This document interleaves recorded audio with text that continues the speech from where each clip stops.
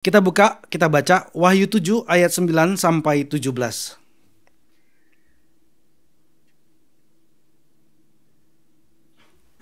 Saya membacakan ayat yang ke-9, saudara-saudari sekalian ayat yang 10, begitu seterusnya sampai ayat yang ke-17. Saya terlebih dahulu, Wahyu 7 ayat 9.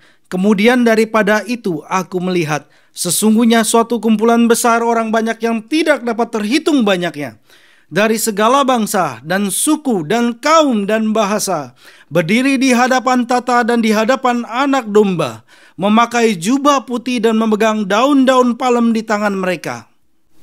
Dan dengan suara nyaring mereka berseru, keselamatan bagi Allah kami yang duduk di atas takhta dan bagi Anak Domba. Dan semua malaikat berdiri mengelilingi tata dan tua-tua dan keempat makhluk itu.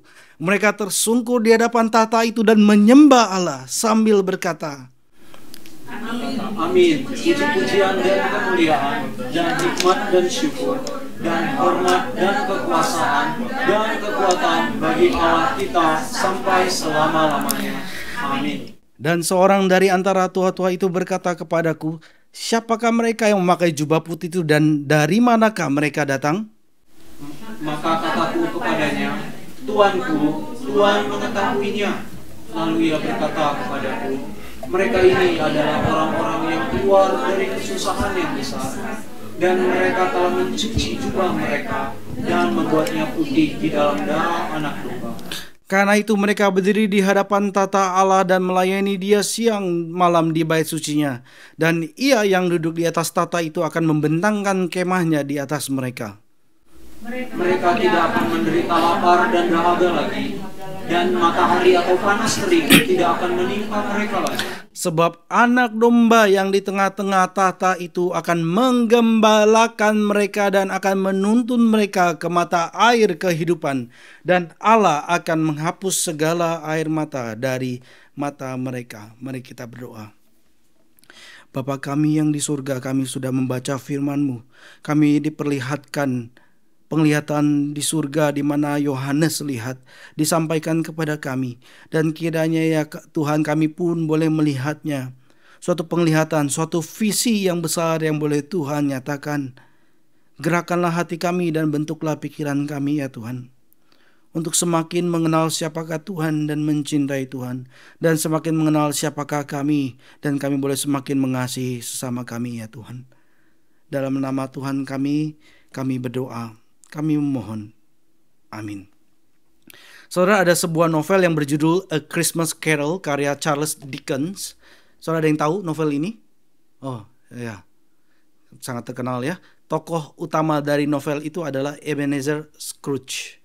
Dia adalah seorang pria yang kikir dan dia lebih peduli uang daripada manusia. Dan Scrooge kemudian didatangi oleh serangkaian hantu yang baik hati dan kemudian membawa dia ke suatu tur mistik di masa Natal di masa lalu gitu ya, ada hantunya sendiri. Lalu Natal di masa yang sekarang ada hantunya sendiri. Lalu Natal di masa yang akan datang ada ghostnya sendiri gitu ya. Dan melihat hal ini, pandangan tentang kehidupan Scrooge kemudian berubah. Setelah dibawa terus dia ngelihat, kemudian kehidupan Scrooge berubah. Yang tadinya penggerutu, yang tidak bahagia dan tidak dikenal dan kikir, sekarang menjadi seorang yang dermawan, yang penuh sukacita dan dicintai oleh orang.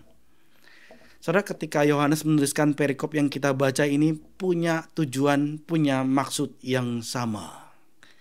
Jemaat mula-mula itu dibawa kecemasan penganiayaan yang akan datang dan dibawa pencobaan-pencobaan duniawi lainnya. Dan kemudian mereka diperlihatkan akan sebuah penglihatan di surga. Diperlihatkan tentang siapakah mereka sebenarnya di hadapan Allah. Dan mereka juga diperlihatkan akan masa depan yang begitu mulia yang dijanjikan kepada mereka di dalam Kristus Yesus. Jikalau saudara yang adalah orang-orang Kristen melihat penglihatan ini dan melihat bagaimana akhirnya saudara, maka saudara akan mendapatkan kekuatan untuk menang dalam pertarungan iman di dalam dunia ini. Sekali lagi ya, jikalau saudara yang adalah orang-orang Kristen melihat penglihatan ini yang ada di surga dan melihat bagaimana saudara akan berakhir, maka saudara akan mendapatkan kekuatan untuk menang dalam pertarungan iman di dunia ini. Yohanes berkata di ayat yang ke-9, Setelah itu aku melihat. Nah, ini nggak ada, kemudian nggak ada dalam bahasa Indonesianya. Dalam bahasa Inggris dan bahasa Jepangnya ada. Lihatlah gitu ya. Jadi dia ngajak juga gitu ya.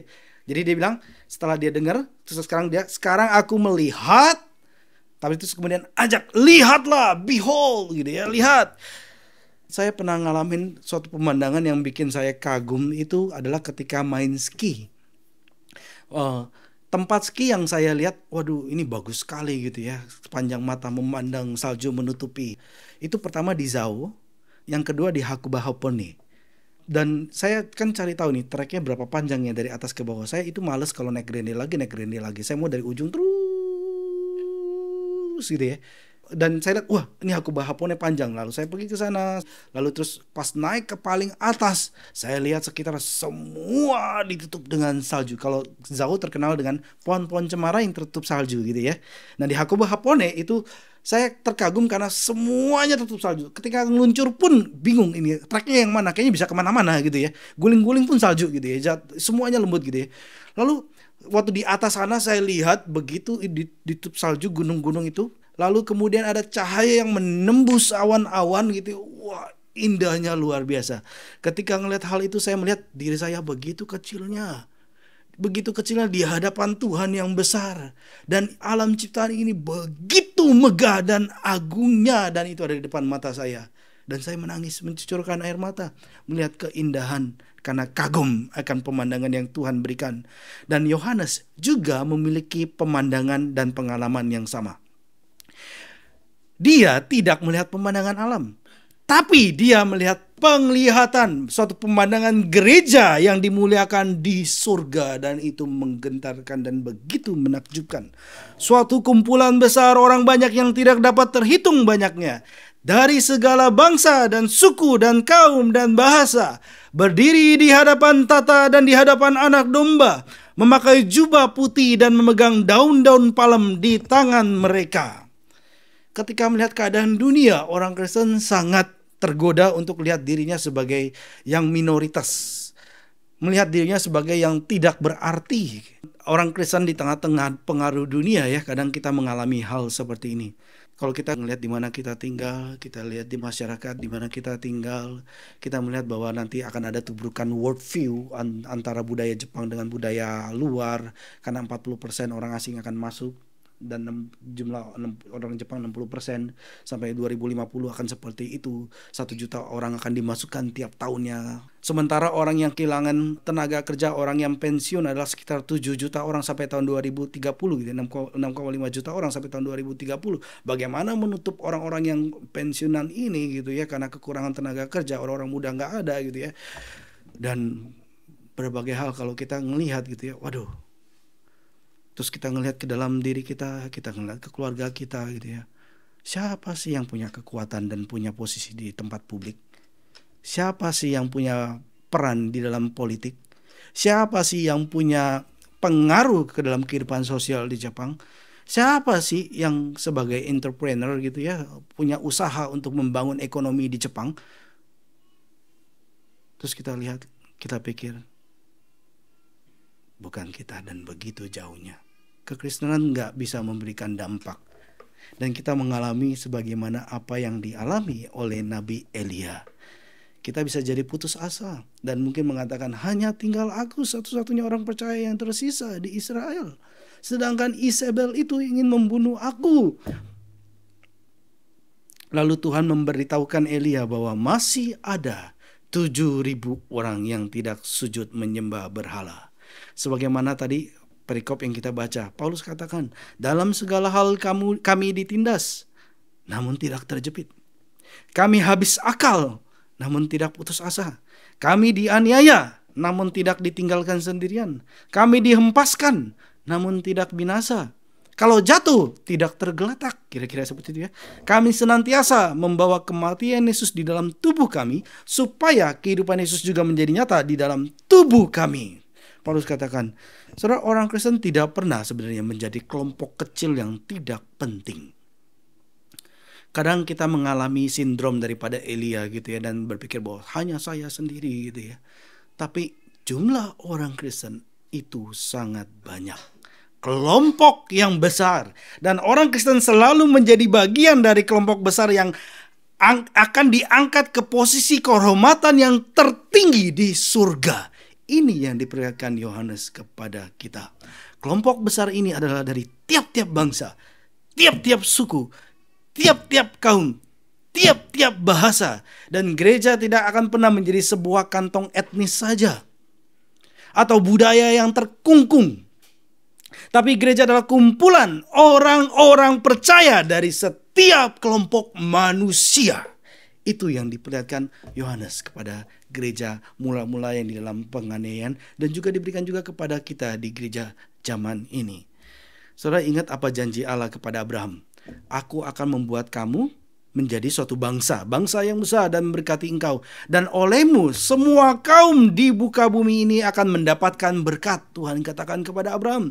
Dan dengan demikian ketika kita diperlihatkan dengan visi yang Yohanes lihat, penglihatan Yohanes ini adalah penggenapan yang sempurna dari janji Allah kepada Abraham. Segala kaum, segala bahasa, segala bangsa, segala suku.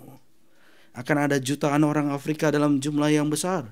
Orang Brasil, jutaan orang Cina, orang Filipina, orang Jepang, orang India, orang Arab, orang Eropa, dan Amerika.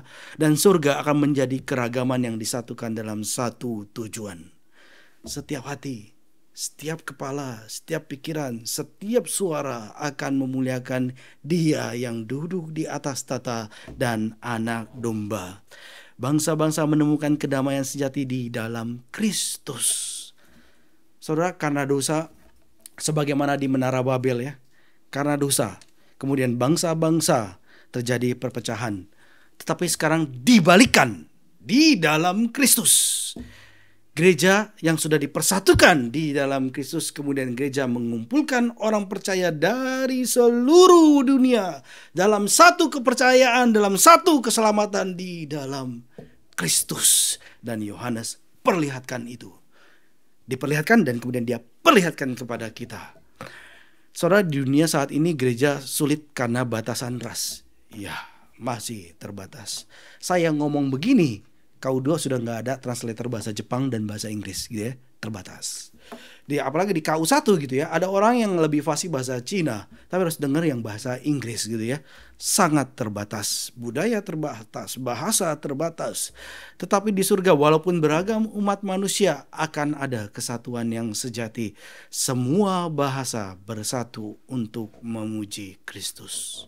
Satu pemandangan yang indah, satu pemandangan yang begitu menakjubkan, yang menggerakkan hati Yohanes dan menggerakkan hati setiap orang percaya. Dan sebagaimana orang yang menang berperang, ketika mereka masuk kota, orang-orang dulu itu akan pakai pakaian putih dan melambaikan daun-daunan. Di pawai, ada pawai kemenangan. Saudara ingat, pakaian putih melambangkan apa? Kemenangan. Ya, pakaian putih juga melambangkan kekudusan. Ya, pakaian putih melambangkan pembenaran. Pakaian putih juga melambangkan pembenaran. Jadi kalau di film Perjalanan Musafir ya, Pilgrim Progress di novelnya itu ya, kan ada dari yang terang itu ya, yang Silo itu memberikan satu pakaian putih gitu ya. Dari antara scroll dan juga yang lainnya, pakaian putih. Melambangkan kemurnian, melambangkan kebenaran, dan melambangkan pengudusan orang percaya. Dan kemenangan yang dicapai oleh orang Kristen, oleh kita, itu bukanlah kemenangan karena kuatnya kita, bukan karena betapa hebatnya kita, atau karena saya mengambil keputusan yang tepat, karena ini adalah betapa pintarnya saya, ini yang benar gitu ya. Bukan, tapi kita sadar bahwa ini adalah kasih karunia Tuhan. Kristus yang telah menang, bukan kita. Kristus yang telah menang. Sebagaimana ketika kita bisa beli tempat ini, kita tahu ini bukan kekuatan kita, tapi kita tahu ini Tuhan yang bekerja. Sehingga gak bisa ada seorang pun yang mengatakan ini gara-gara saya sehingga kita bisa beli tempat ini. Saya pun gak bisa mengatakan gara-gara saya kita bisa beli tempat ini. Tapi kita tahu Tuhan yang menggerakkan sehingga kita boleh mendapatkannya. Saudara, karena iman orang percaya memperoleh kemenangan. Kita buka 1 Yohanes 5 ayat 4. 1 Yohanes 5 ayat 4. Sebab semua yang lahir dari Allah mengalahkan dunia, Dan inilah kemenangan yang mengalahkan dunia, iman kita. Sekali lagi, 1, 2, 3. 1 Yohanes 5 ayat 4. Sebab semua orang yang lahir dari Allah mengalahkan dunia. Dan inilah kemenangan yang mengalahkan dunia, iman kita. Saudara, orang banyak yang berjubah putih di surga memuji Allah atas keselamatan mereka. Mereka berseru dengan suara yang nyaring, keselamatan ada pada Allah kami yang duduk di atas tahta dan bagi anak domba. Jadi di bahasa terjemahan baru 2-nya gitu ya, atau di bahasa Inggris atau di bahasa yang lain itu lebih jelas ya. Bukan keselamatan bagi, tapi keselamatan ada pada. Keselamatan itu ada pada Allah kami yang duduk di atas tahta dan bagi anak domba. Ketika terjadi pertandingan sepak bola, saudara ketika ngeliat pertandingan, lalu tim yang saudara dukung ya, satu negara atau tim yang saudara dukung, terus mendapatkan kemenangan, maka apa yang saudara lakukan? Apalagi saudara nonton sama-sama ya, wih, bersorak-sorai gitu ya.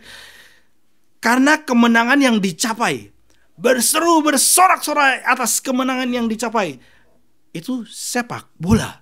Tetapi di sini ada tema yang lebih besar daripada sekedar sepak bola, hidup dan mati kekal, di mana kita selalu diingatkan kita semakin dekat dengan kubur.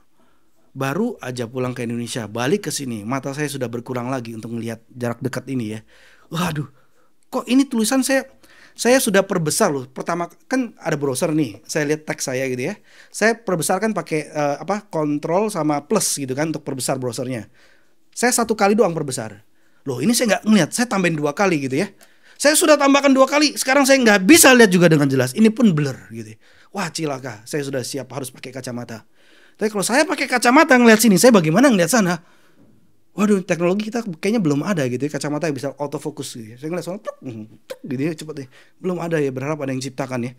Vera bilang buka gitu, pakai aduh susah, atau kayak Paman Gober kah begini gitu ya. Aduh, susah banget gitu ya. Semakin disadarkan betapa kita semakin dekat dengan kubur. Kalau sepak bola merayakan kemenangan sepak bola, yang kita rayakan adalah keselamatan, hidup kekal yang diberikan. Keselamatan yang dari mana? Dari dan ada, hanya ada pada Allah kita dan anak domba. Mereka bersorak, mereka bersuka, keselamatan ada pada Allah kami. Mereka mendapatkannya sehingga mereka memuji Dia yang duduk di atas tahta dan anak domba. Karena mereka telah dibebaskan dari kesengsaraan dunia ini. Bangsa Israel setelah menyeberang Laut Merah, maka kemudian Musa bernyanyi memuji Tuhan. Dia katakan, Tuhan itu kekuatan dan mazmurku, Ia telah menjadi keselamatanku. Kita yang adalah orang-orang percaya juga melakukan hal yang sama, saudara. Memberikan pujian kepada Tuhan atas apa yang Tuhan lakukan. Yang pasti nanti di surga bersama dengan orang-orang tebusannya yang telah dimateraikannya. Tetapi di bumi saat ini, sekarang juga di bumi ini kita pun walaupun di tengah-tengah mengalami cicipan neraka, tapi kita pun boleh mengalami cicipan surga. Cicipan surga. Kalau saudara mengalami hal yang buruk, saudara, itu cicipan neraka. Nanti di neraka lebih mengerikan. Kalau saudara mengalami apa itu yang bahagia, apa yang indah, itu cicipan surga. Di surga saudara akan mengalami lebih dan lebih lagi, saudara. Dan saudara, bukan saja gereja yang memuji Tuhan. Selain gereja yang memuji Tuhan, siapa yang memuji Tuhan? Awan, alam, malaikat. Betul, yang lebih jelas malaikat. Saya mengatakan malaikat. Minggu lalu juga saya katakan malaikat ya. Malaikat pun turut serta. Selain ke-24 tua lalu ke-4 makhluk dan semua malaikat yang mengelilingi tahta, mereka memuji Tuhan. Mereka tersungkur di hadapan tahta itu dan menyembah Allah. Katanya amin. Amin kenapa? Karena ada statement gereja Tuhan yang telah ditebus, keselamatan bagi hanya ada pada Allah kami, Allah kita gitu ya. Dan malaikat bersama dengan 24 tua bersorak amin. Para malaikat pun ikut bergabung dengan puji-pujian gereja. Amin, seru mereka atas karya keselamatan Allah. Kemudian setelah menyerukan karya keselamatan Allah, mereka menaikkan atribut-atribut Allah. Dimuliakan. Waktu di persekutuan doa kemarin saya menyampaikan mengenai Ketika pemahaman saudara akan Tuhan itu sempit, maka doa saudara sempit. Nggak heran kalau lama sudah menjadi orang Kristen pun, saudara ketika berdoa, saudara memaksakan diri untuk berdoa gitu ya. Hilang interest atau juga dalam doa, karena pengetahuan saudara akan Tuhan begitu sempit. Tapi ketika saudara semakin bergaul dengan firman Tuhan, atau saudara memaksakan diri gitu, dengan checklist yang ada di belakang gitu ya. Nama Tuhan gitu, kita panggil dia siapa, atau atribut Tuhan apa, semoga masih ada di belakang ya. Saudara bisa ambil itu, saudara bisa checklist. Oh, saya belum kenal nih Tuhan yang seperti ini. Saudara checklist gitu, saudara buka baca kitabnya gitu ya. Semoga masih ada di belakang. Nah, itu bisa memaksakan saudara untuk rela dan merelakan diri saudara untuk memaksakan gitu ya. Untuk semakin kenal Tuhan gitu ya. Yang tadinya sempit semakin lebih luas gitu ya. Firman Tuhan ngomong apa. Sebenarnya ketika saudara baca firman Tuhan, ini akan otomatis saudara akan semakin bertumbuh ya. Pengenalan saudara akan Tuhan itu semakin luas, semakin dalam. Dan ketika semakin luas dan semakin dalam, maka doa saudara akan keluar dengan sendirinya dan berlimpah. Sehingga saudara nggak perlu memaksakan diri untuk berdoa kepada Tuhan.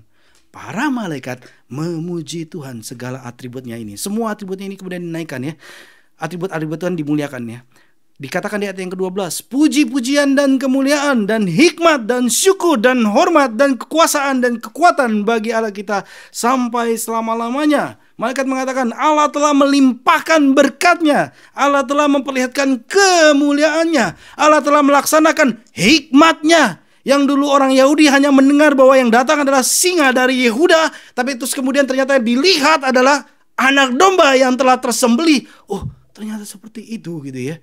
Kemudian akan datang saudara sebagai singa dari Yehuda, benar-benar di penghakiman yang terakhir, dengan hikmat yang tidak terselami oleh pikiran manusia, bahkan orang yang sudah mempelajari perjanjian lama, tapi kemudian terdistorsi. Kemudian karena anaknya yang datang menyatakan siapakah Bapa, melaksanakan hikmatnya bahkan dengan salib yang dikatakan orang adalah cemoohan, suatu kebodohan gitu ya. Tapi ini adalah hikmat Allah. Kemudian Allah juga menerima syukur dan hormat. Dan Allah juga serta menggunakan kuasa, menggunakan kekuatan dalam menyelamatkan umatnya. Segala atribut Allah ini dipuji oleh para malaikat. Tuhan yang telah menyelamatkan umatnya dari dosa dan dari kesengsaraan dunia ini. Dengan segala atribut Allah diangkat. Dan seluruh kekekalan akan bergema dengan pujian seperti ini karena Tuhan telah membuktikan kasih karunia-Nya kepada umatnya.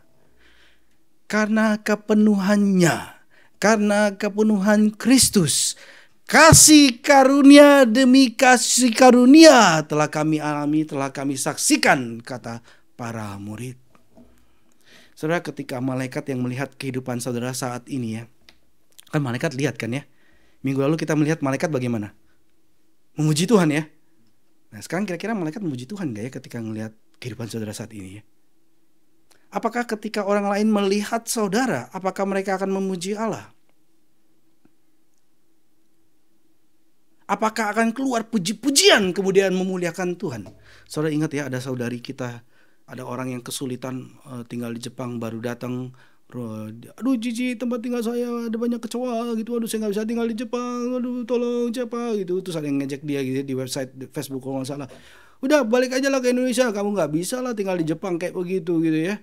Terus ada lagi yang bilang, terus kemudian ada yang tawarkan ya, coba kamu tempat kamu kan di situ kan, di situ ada Irek Tokyo gitu ya. Terus entah dia kontak atau mungkin dikontak, mungkin karena dia sudah mendapatkan kepahitan, kejahatan segala macam, terus kemudian dia tutup chat, kayaknya nggak dibaca ya. Kemudian saudari kita yang dengan kasih yang gilanya kemudian telepon, WhatsApp telepon gitu ya, angkat telepon gitu ya. Terus kemudian datang ke rumahnya, terus bersihkan rumahnya. Ini kasih yang gila kan? Siapa yang bisa melakukan? C.S. Lewis mengatakan, kalau bukan orang Kristen siapa lagi yang bisa menderita seperti itu? Dan saudara, ketika kita pun yang melihat hal ini, maka keluar pujian dari mulut kita ya kepada Tuhan yang telah memberikan kemenangan kepada saudari kita dan kemudian diwujudkan itu keluar gitu ya. Kita memuji Tuhan, memuji kuasa Tuhan yang memberikan kekuatan, kuasa Tuhan yang membuat kita kemudian mengeluarkan gitu ya, melakukan apa yang telah Kristus ajarkan. Itu kan great second commandment ya, yang Yesus berikan ya. Ajarkan mereka untuk melakukan apa yang aku perintahkan kepadamu. Enggak stop diajarkan, melakukan apa yang kuperintahkan kepadamu. Saudara, ketika sekali lagi malaikat melihat kehidupan saudara saat ini, apakah mereka akan memuji Allah? Ketika orang lain melihat kehidupan saudara saat ini, apakah mereka akan memuji Allah? Seharusnya mereka tergerak memuji Allah. Kenapa? Karena Roh Allah bekerja di dalam diri kita untuk menghasilkan buah keselamatan. Menghasilkan buah keselamatan. Bahkan dunia pun akan melihat satu komunitas kasih yang telah Tuhan bentuk. Kemudian mereka pun ingin bergabung ke dalamnya. Saudara, Yesus berkata dalam Lukas 15 ayat 10, "Aku berkata kepadamu, demikian juga akan ada sukacita pada para malaikat Allah karena satu orang berdosa yang bertobat." Saudara, mungkin aneh ya, loh ini pendeta kok ngangkat mengenai sukacita malaikat? Yesus pun ngangkat, saudara. "Aku berkata kepadamu, demikian juga akan ada sukacita pada malaikat-malaikat Allah karena satu orang berdosa yang bertobat." Jadi ketika saudara mengikuti firman Tuhan dalam tiap-tiap langkah saudara menghidupi firman Tuhan dalam tiap-tiap kehidupan saudara, dan ketika saudara membuat kemajuan dalam kehidupan Kristen, maka para malaikat memuji hikmat dan kuasa Tuhan yang dinyatakan. Pujian diberikan kepada Tuhan. Ketika saudara merangkul gaya hidup yang alkitabiah dan dengan berani saudara menyebarkan kabar baik tentang keselamatan, orang lain akan mengucap syukur kepada Tuhan atas keselamatan yang telah Tuhan berikan melalui hidup saudara. Ketika awal pemulaan daripada PR Tokyo ini ada gitu ya. Ini beritakan Injil gitu ya, nggak tahu hasilnya apa gitu ya. Yang ada mungkin dicemooh, yang ada mungkin habislah tenaga saya, yang ada saya harus tinggalin anak saya yang umur 2 tahun, 1-2 tahun, sedangkan istri saya hamil dan saya harus tinggalkan 1 minggu gitu ya, atau kadang 2 minggu begitu ya, harus tinggalkan gitu ya. Terus bagaimana gitu ya? Hasilnya bagaimana ya? Nggak tahu juga gitu ya. Tapi ketika melihat ada pertobatan, ada orang yang kemudian dicelikan, yang buta kemudian celik, yang mati bangkit, yang tadinya tertidur kemudian sekarang bangun. Saudara, sukacita itu begitu melimpah. Mengucap syukur kepada Tuhan atas keselamatan yang telah Tuhan berikan. Saudara, melalui kehidupan saudara, apakah orang-orang ini kemudian datang kepada Tuhan dan kemudian pujian kepada Tuhan itu dinaikkan? Saudara, kiranya sekali lagi saudara merangkul gaya hidup yang alkitabiah dan dengan lebih berani mengabarkan kabar baik tentang keselamatan. Orang lain maka kemudian akan datang kepada Tuhan mengucap syukur apa yang telah saudara lakukan. Nah, kemudian kalau kita takut, maka kemudian apa yang terjadi? Gak ada yang datang. Kalau saudara berani, ya paling dapat cemoohan, paling. Kalaupun mereka membinasakan tubuh kita, mereka gak bisa membinasakan jiwa kita. Orang lain akan mengucap syukur kepada Tuhan atas keselamatan yang telah Tuhan berikan melalui hidup saudara. Saudara, dalam kitab Wahyu ketika Yohanes sedang melihat, seringkali muncul ada seorang tua-tua yang bicara sama Yohanes ya. Yang lalu kita juga sudah lihat begitu kan ya. Yohanes dengar seorang tua-tua ini bilang gitu ya, kan dia sedang sedihnya gitu ya, seorang tua itu ngomong gitu ya, sesungguhnya ada dia yang layak dari keturunan Daud, singa dari Yehuda gitu ya. Dan sekarang di sini juga sama saudara, ada seorang tua-tua yang berbicara kepada Yohanes.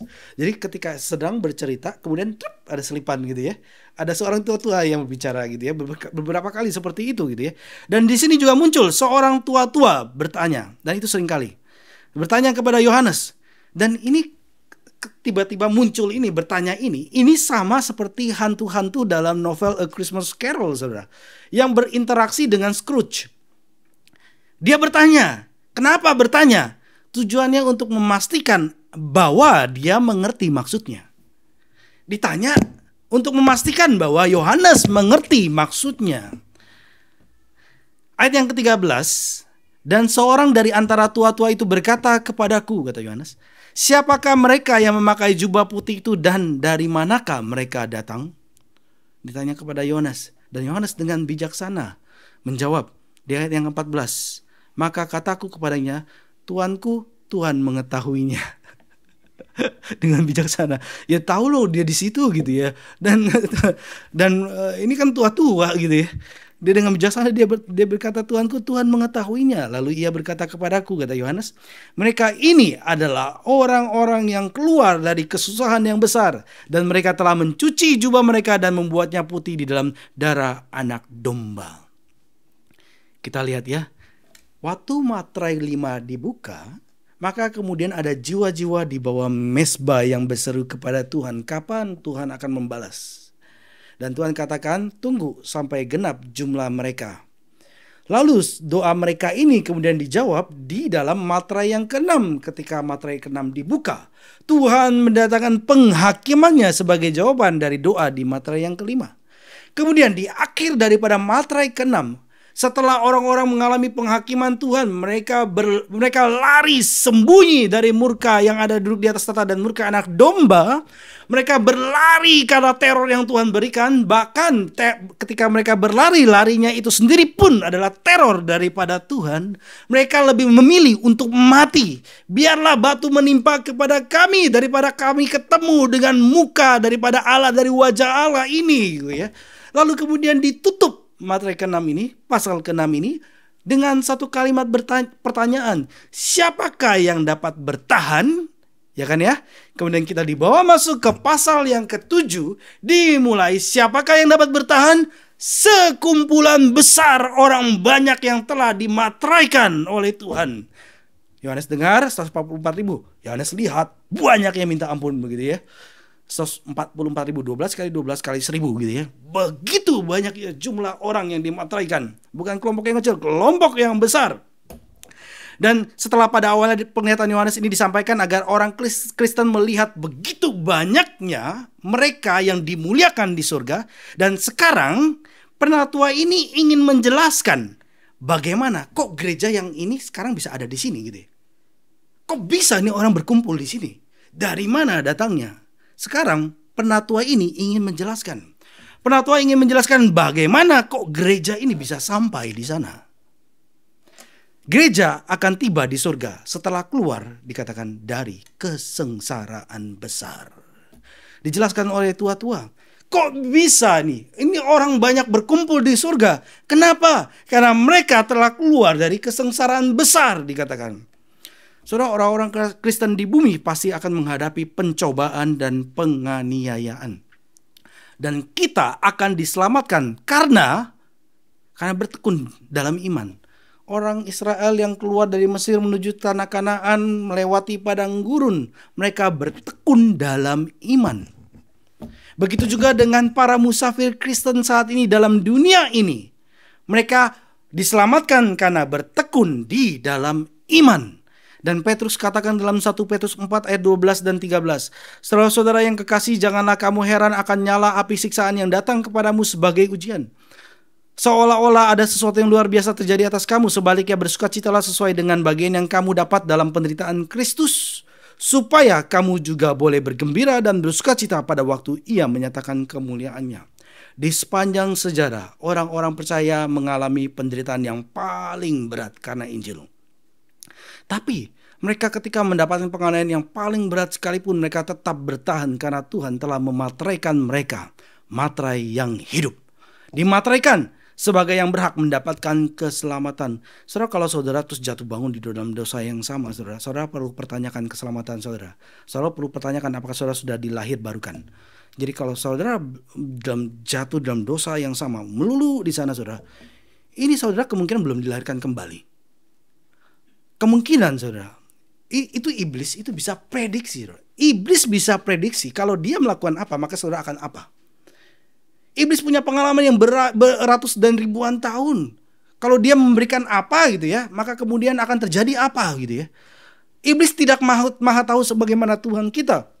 Tapi dia bisa memprediksi. Apalagi orang-orang dunia.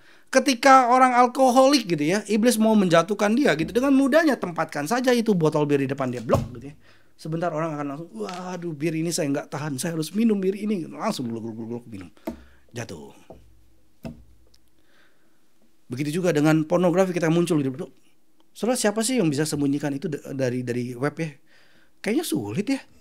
Itu bisa gampang pun muncul gitu ya. Saat ini gitu ya. Itu kalau iblis mau menjerat saudara, itu akan dengan mudah ya munculkan aja sedikit. Kemudian saudara akan mencarinya sendiri. Dan kemudian saudara jatuh dalam ikatan dosa. Tapi saudara, orang yang telah Tuhan tebus, orang yang telah Tuhan lahir barukan, dia bisa melakukan sesuatu yang bukan keinginannya dia, tapi keinginannya Tuhan. Sampai kemudian keinginannya dia dikuduskan menjadi seperti keinginannya Tuhan.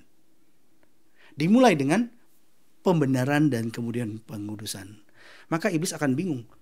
Ini orang saya kasih begini ya. Tuh ternyata prediksi saya gagal ya. Dia gak jatuh ya. Kenapa? Oh ternyata dia sudah dilahirkan kembali. Oh ternyata firman Tuhan yang dia hidupi. Bukan keinginan daging, bukan keinginan mata, bukan keangkuhan hidup yang ada di dalam dunia ini. Dan terus bekerja di dalam dunia ini. Di sepanjang sejarah saudara, orang-orang percaya akan mengalami penderitaan yang paling berat karena Injil. Tapi mereka tetap bertahan karena Tuhan memateraikan mereka. Dan dimateraikan sebagai yang berhak mendapatkan keselamatan. Dimateraikan sehingga memperoleh kuasa untuk berpegang teguh pada iman. Berpegang teguh pada iman. Mereka dilemparkan kepada singa pada zaman Yohanes. Mereka dibakar pada masa reformasi Inggris. Mereka diburu di pedesaan selama penganiayaan di Skotlandia. Mereka dipaksa di kem-kem kerja paksa di negara-negara komunis. Mereka dibom saat beribadah di Nigeria. Di Indonesia kita alami juga. Dan Yesus berkata, dalam dunia kamu menderita penganiayaan, tetapi kuatkanlah hatimu. Aku telah mengalahkan dunia. Yesus katakan. Dalam dunia kamu akan menderita penganiayaan, tetapi kuatkanlah hatimu, aku telah mengalahkan dunia. Saudara yang ingin membawa nama Yesus di dunia ini, saudara harus memperhitungkan kesengsaraan yang paling buruk. Saudara yang ingin membawa nama Yesus ke negara Jepang ini, saudara harus mempersiapkan diri saudara dengan kesengsaraan yang paling buruk. Tetapi itu adalah sebagian daripada kisah orang-orang percaya. Saudara juga perlu tahu sebagaimana yang ditunjukkan dalam penglihatan di Yohanes ini. Melalui Kristus, saudara akan keluar dari kesengsaraan itu lewat kesengsaraan sebagaimana Kristus anak sulung masuk ke dalam sidang jemaat sorgawi yang mulia di hadirat tata Allah. Jalannya sama. Kita mengikuti Kristus, saudara tertua kita. Sekali lagi ya, melalui Kristus saudara akan keluar dari kesengsaraan itu ke dalam sidang jemaat surgawi yang mulia di hadirat tata Allah. Siapakah mereka yang memakai jubah putih itu dan dari manakah mereka datang? Dikatakan, mereka ini adalah orang-orang yang keluar dari kesusahan yang besar, kata seorang tua-tua. Mereka adalah orang-orang yang telah lama berjuang demi kehormatan juru selamat mereka. Mereka bergulat sampai akhir hidup mereka. Mereka tidak mengikuti kerumunan orang berdosa. Mereka dengan tekun berjuang dan menang melalui anak domba yang mereka peroleh. Dan mereka dikatakan, setelah dikatakan mereka melewati kesengsaraan besar itu, mereka telah mencuci jubah mereka dan membuatnya putih di dalam darah anak domba, dikatakan. Saudara, orang-orang kudus di surga itu tidak menyelamatkan diri mereka sendiri. Bukan karena kehebatan mereka, kemudian mereka menang, kemudian mereka bisa melalui kesengsaraan ini besar gitu ya. Bukan karena betapa hebatnya, pintarnya, apa yang mereka miliki, bukan. Kemenangan dan keselamatan yang mereka peroleh itu adalah karena pemberian daripada Tuhan. Kemenangan dan keselamatan yang diperoleh oleh orang-orang percaya adalah karena kuasa pembasuhan darah Kristus. Bukan kita yang menang, Kristus. Philip Bliss dalam hymn dia jelaskan mengenai keselamatan kita. Bearing shame and scoffing rude, in my place condemned he stood, sealed my pardon with his blood. Hallelujah, what a savior. Menanggung malu dan cemoohan kasar, di tempatku dihukum dia berdiri, memateraikan pengampunanku dengan darahnya. Haleluya, betapa juru selamat, oh sungguh juru selamat. Darah Yesus menyucikan orang berdosa. Ketika Yesus mati, dia membayar hukuman atas dosa. Dan ketika orang berdosa percaya kepada Yesus, pembayaran hukuman itu diterapkan kepada mereka, diaplikasikan kepada mereka. Dosa-dosa mereka dihapuskan ketika mereka percaya kepada Kristus. Yesus berkata, barang siapa percaya kepada anak, dia beroleh hidup yang kekal. Ketika beroleh hidup yang kekal, sorak-sorai saudara, lebih daripada sekedar pertandingan sepak bola. Satu-satunya cara bagi seseorang untuk masuk ke surga adalah dengan menyucikan dosa-dosanya dengan darah Yesus. Yohanes melihat seluruh umat Allah yang telah diselamatkan di surga, dan mereka telah mencuci jubah mereka dan membuatnya putih di dalam darah anak domba. Hanya dengan cara ini. Dengan cara ini dan tidak ada yang lain. Hanya dengan cara ini dan tidak ada yang lain. Dan terakhir, kemudian Yohanes menutup pasal 7 ini dengan sebuah gambaran spektakuler. Suatu tujuan kekal yang dituju oleh sejumlah besar umat Kristus. Saudara, dari 3 hantu yang datang dalam novel itu, Christmas Carol itu, yang datang kepada Scrooge, hantu yang paling mencolok dan memberikan pengaruh kepada Scrooge itu hantu yang mana? Iya, hantu yang ketiga. Hantu ini sosoknya seperti apa? Dia pakai jubah hitam dari atas sampai ke bawah gitu ya, tutup semua. Kayak kalau misalkan kalau ditambahin itu sabit itu lebih mirip kali ya. Seperti itu, hantu yang seperti itu ya datangnya. Hantu masa depan Natal nih, itu hantu yang paling mempengaruhi Scrooge. Diselimuti dengan jubah hitam dari atas sampai bawah. Dan hantu ini membuat Scrooge akhirnya melihat orang-orang itu dibawa kan ke pengalaman tur mistik gitu ya, ke masa yang akan datang, dibawa dan dia lihat, wih, orang bersukacita gitu ya, bersukacita karena mereka memiliki sesuatu gitu ya, dan memiliki sesuatu ini karena ada orang yang baru mati gitu ya. Orang ini bersukacita karena apa yang dia miliki. Lalu kemudian ada orang yang kemudian mencemooh, padahal orang kenalannya gitu ya, mencemooh dia gitu ya, orang yang baru mati gitu, padahal kenalannya gitu ya. Loh, dia bingung. Terus kemudian dia lihat, siapa ini orang yang baru mati gitu ya. Dan kemudian dia lihat, ternyata yang mati adalah dia sendiri. Dan dia merenungkan hukuman yang kekal yang pantas diterimanya. Dan hal yang menakutkan yang dilihatnya itu mengguncang hatinya, sehingga kemudian dia menjalani kehidupan yang berbeda. Tetapi dalam Yohanes diperlihatkan kepada kita, bagi mereka yang telah percaya kepada Yesus, visi tentang tujuan akhir kita di masa yang akan datang itu menguatkan kita. Menguatkan kita, memampukan kita untuk menanggung ujian dari kesengsaraan hidup ini. Memberikan kita kekuatan, memampukan kita menanggung ujian, bertekun dalam iman. Dengan sukacita dan pengharapan melakukan pelayanan baik di dalam gereja maupun di luar gereja. Pelayanan kepada Kristus, Kristus adalah Raja. Dan ini adalah suatu kehidupan yang tidak akan pernah saudara ketahui, yang tidak akan pernah saudara alami, kecuali dosa-dosa saudara disucikan dengan darah Kristus. Suatu pengalaman hidup yang berbeda. Bahkan berbeda dari film Scrooge yang tadi didera oleh ketakutan gitu ya, akan masa yang akan datang. Tapi diperlihatkan dengan penglihatan surgawi dan diberitahu bagaimana caranya.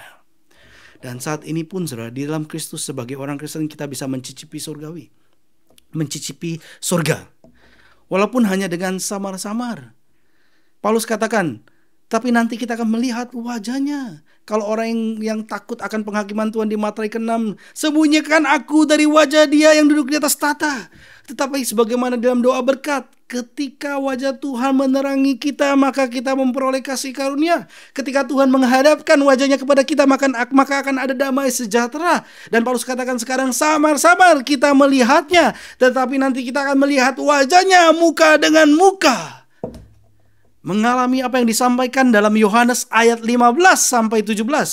Karena itu mereka berdiri di hadapan tata Allah dan melayani dia siang malam di bait sucinya. Dan ia yang duduk di atas tata itu akan membentangkan kemahnya di atas mereka. Ini maksudnya menjadikan mereka kerajaan imam.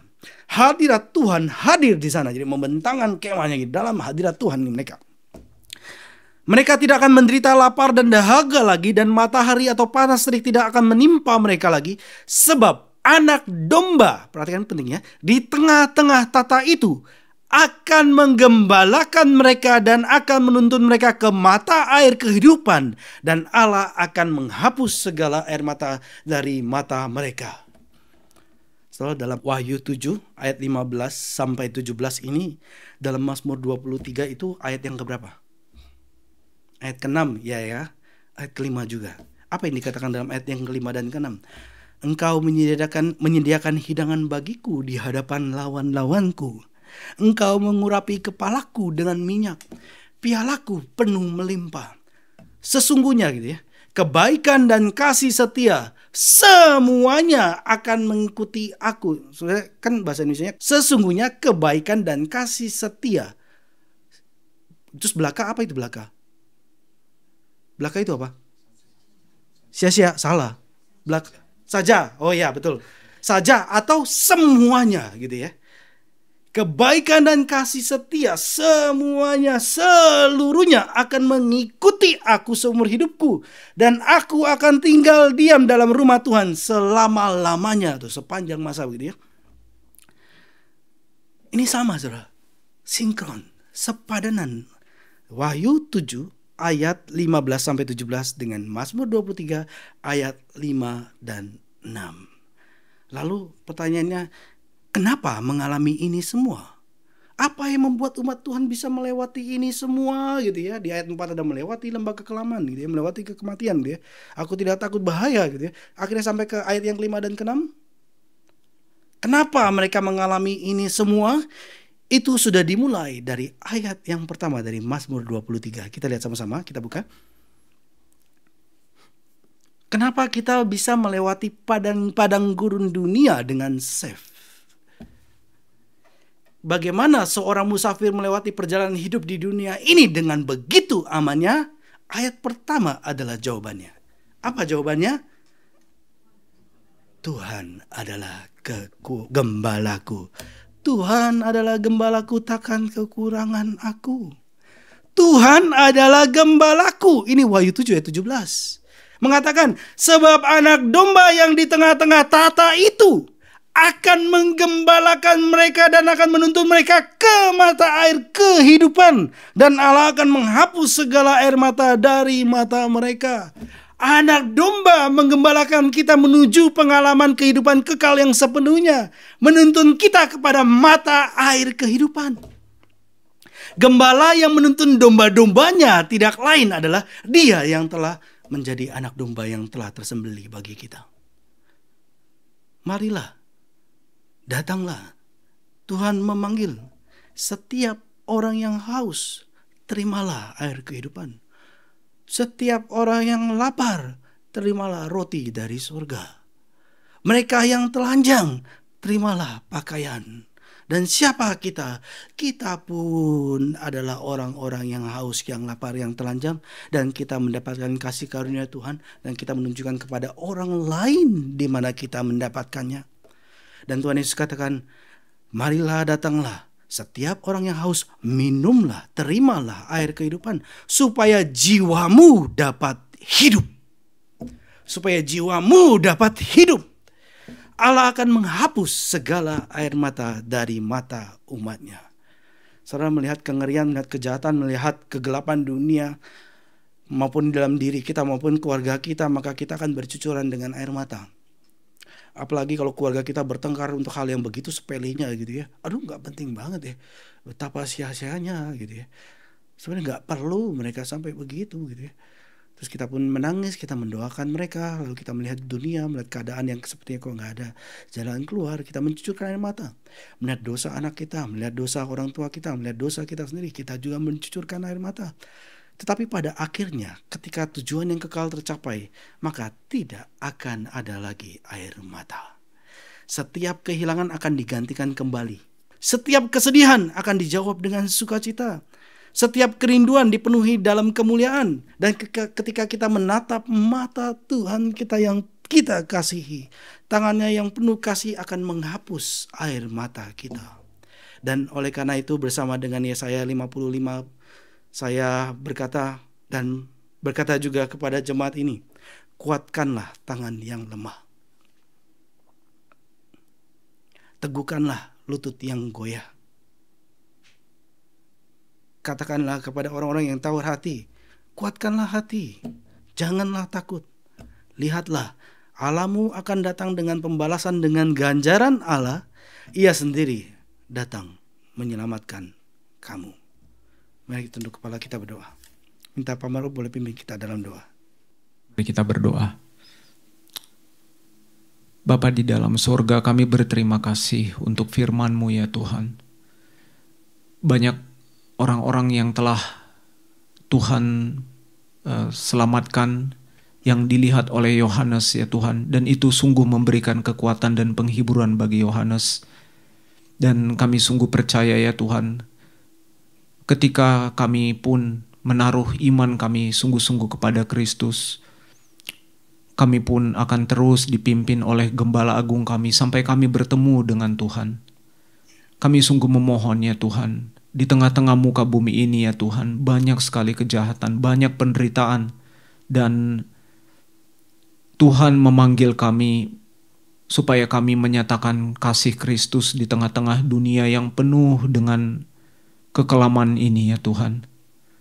Kiranya Tuhan yang berkenan menuntun kehidupan kami sebagai orang-orang yang telah Tuhan tebus.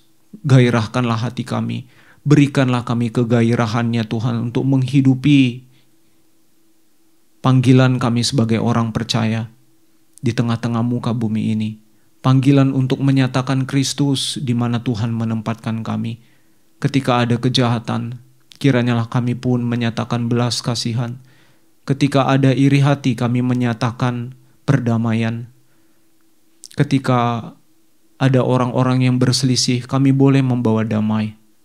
Kiranya Tuhan, hidup kami boleh sungguh-sungguh Tuhan pimpin. Ketika Kristus yang telah menebus kami memanggil kami untuk menyatakan kasih Kristus, kami mohon juga berikanlah kami keberanian ya Tuhan untuk menyatakan kasih itu kepada orang-orang di sekitar kami. Betapa banyaknya orang belum mengenal Kristus. Kiranya Tuhan berkenan memakai kami ya Tuhan. Kiranya hidup kami pun dilimpahi dengan kasih Tuhan, karena kami adalah domba-domba Tuhan, dan kami pun beriman sampai kesudahan nanti pun Tuhan terus menuntun kami.